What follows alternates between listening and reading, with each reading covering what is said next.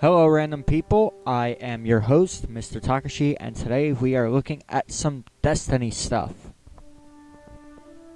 First, I would like to apologize for the lack of my Destiny walkthroughs with my Warlock.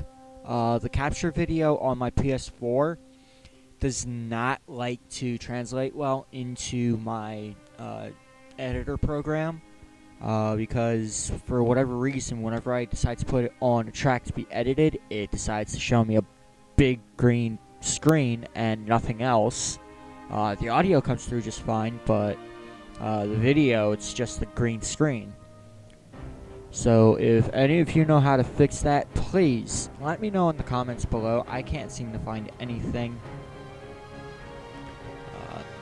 Moving on. Age of Triumph is in the middle of its second month of being live, and it's going pretty well. I am honestly super glad that they brought back the XP booster when you complete the Nightfall, although it's something that they shouldn't have taken away in the first place, because it makes the game that much harder to level up on stuff.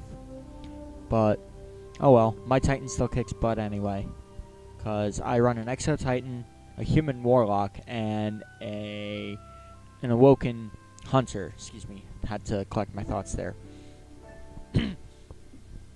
As you can see, this is probably the first time in a while I've really done something like this, because I am literally just going by the seat of my pants with this. Moving on with the topic of the video, let's get the elephant in the room out of the way, and that is, in a couple days, we have the Destiny 2 gameplay reveal. And, I'm excited. I can't wait for this to happen. I have my Twitch already set up for Thursday to watch it go on, and I have high expectations. But that brings us to the actual topic of the video, and that is lure. Just the other day, I was watching the three powerhouses of lure on YouTube. My name is Bife, Sir Wallen, and Malin Games.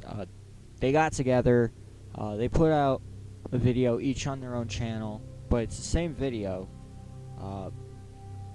They each had three things they wanted in Destiny, as far as story and lore wise, and Bife actually brought up something very interesting, and that is, where is the speaker? We didn't see anything for him in the reveal trailer, and it's like, where is he? Because he's not even on the Destiny 2 prequel grimoire that we got when Age of Triumph launched. So the idea was, what if the speaker died during the Cabal assault? If that's the case, what happens? Well, before we even discuss that, we need to discuss who the speaker is. For that, there's always been a speaker. He's an anonymous high priest with a mysterious and powerful connection to the Traveler and its ghosts. In all the centuries of the city's history, the speaker's great work has never changed: to guide guardians, heal the Traveler, and raise our crippled protector from its slumber. So there has always been a Traveler, but he hides behind a mask and a hood, so we don't know what he looks like.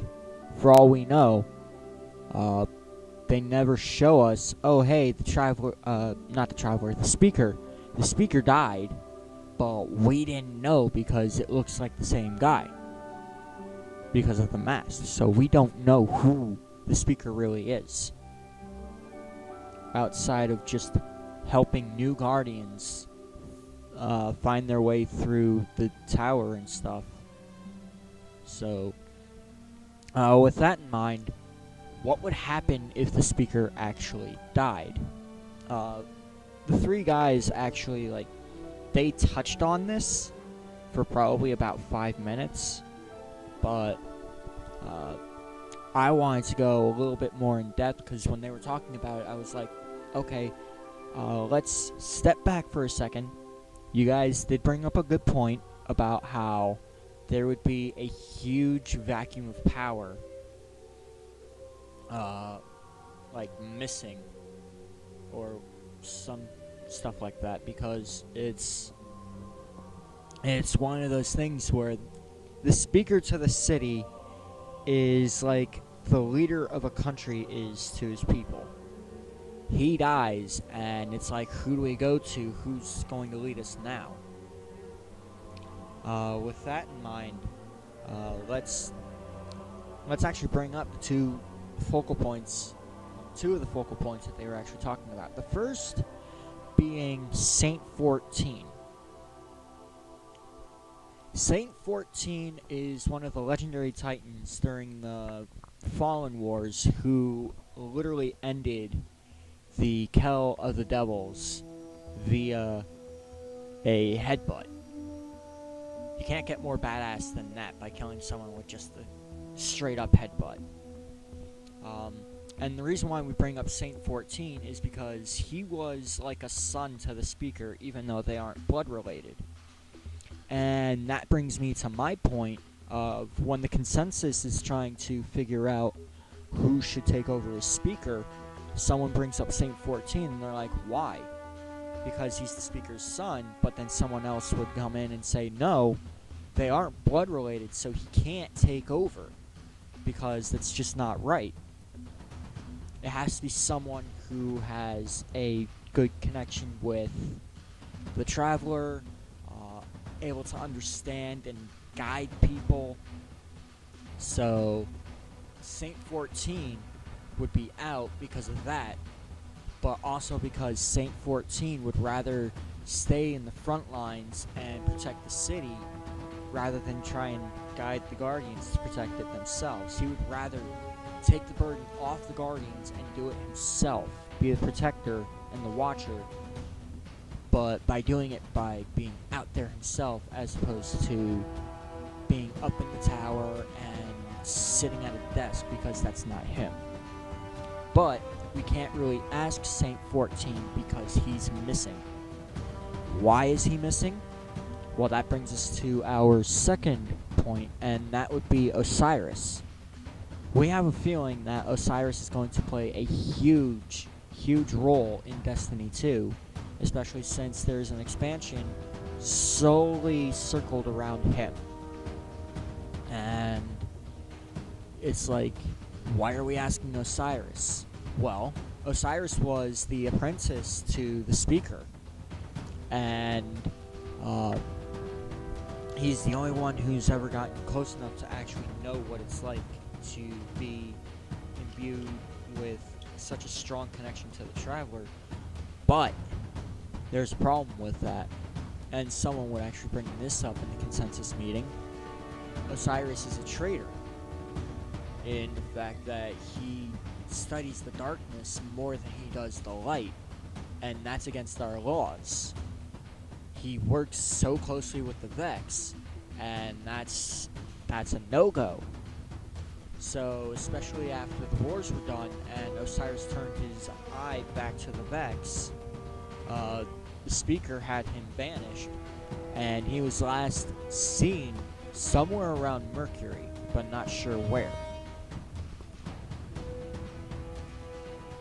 So that honestly is like, why Osiris? Why? Because he's the closest thing that was ever to the speaker, and he probably has the ability to take up and work on this as like the new leader.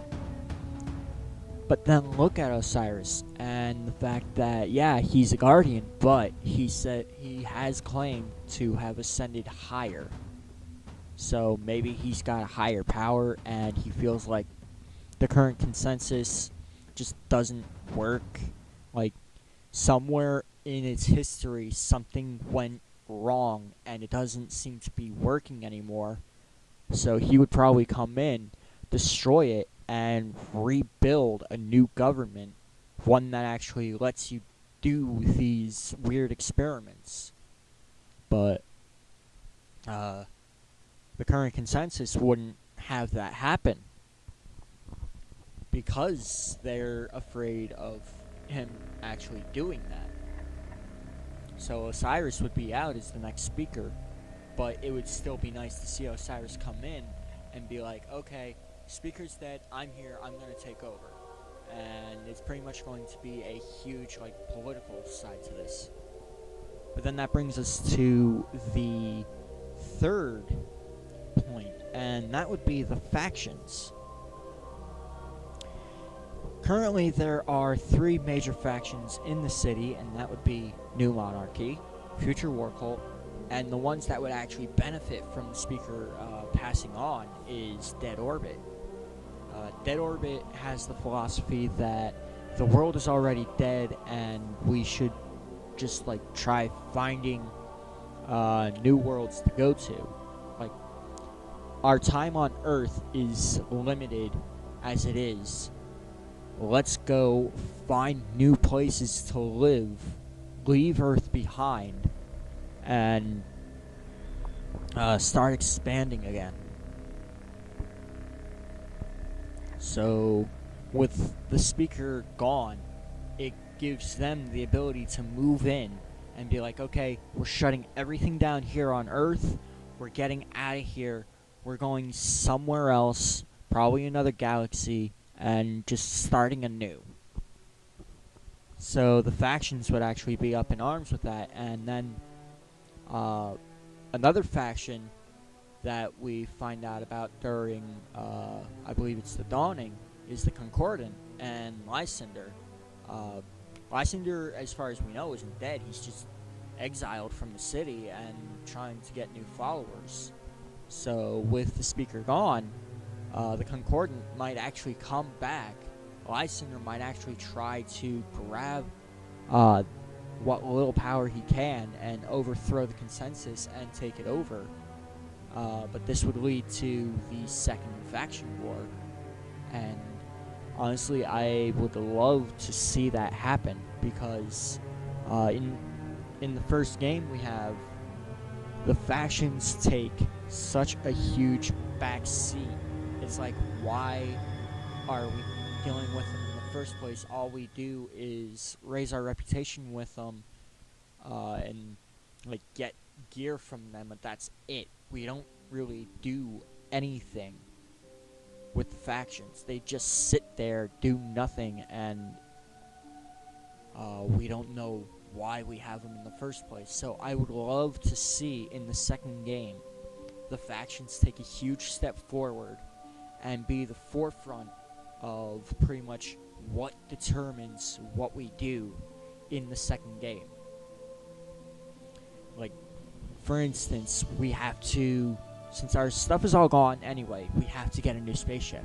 Because no one's ever even addressed that. Like, okay, yeah, we need new guns, we need new abilities, but how are we going to get off-world? We need a new spaceship. And if Dead Orbit were to take over, they'll be like, interplanetary travel is a must. We'll help you get a new spaceship, and then we'll have you fly out and explore these worlds so you can like take down the darkness and all that, but Earth is still doomed anyway. And then if you got something like the New Monarchy in there, they would probably restrict interplanetary travel to a select few, because they're going to try and keep it contained on Earth and then just attack it from there. But I'm starting to ramble a bit. So I'm just, but that's honestly what I want to see in the new game is I want to see Saint 14, I want to see Osiris, and I want to see the factions take a huge, like, front and center position in the new game, because all of that stuff was put in the back, put in the lore, and just like you had to read it, but you don't really get to see it. So I want to see this stuff in the new game. I want to see the political tide of the game change, and all that other stuff. So, what would happen if the speaker died? Probably quite a lot of stuff. Like what I just pointed out in this video, there was quite a bit that could actually happen. But this is all speculation, as this is just my thoughts on a particular subject, and I'm just gonna wrap it up here because there's really nothing more I can say about it. I would love to thank My Name is Bife, Sir Wallen, and Malin Games for briefly hitting on this subject in their video, and hopefully they give this video a watch and they actually like what I'm talking about, and I don't just sound like a random, like, jabbering person. But you can check out their stuff in the D box down below.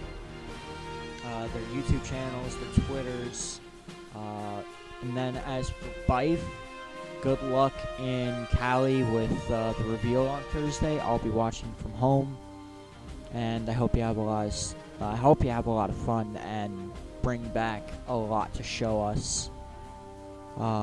As for me, I'm probably going to start doing more uploads for Destiny 2 on my normal channel, Mr. Takashi628.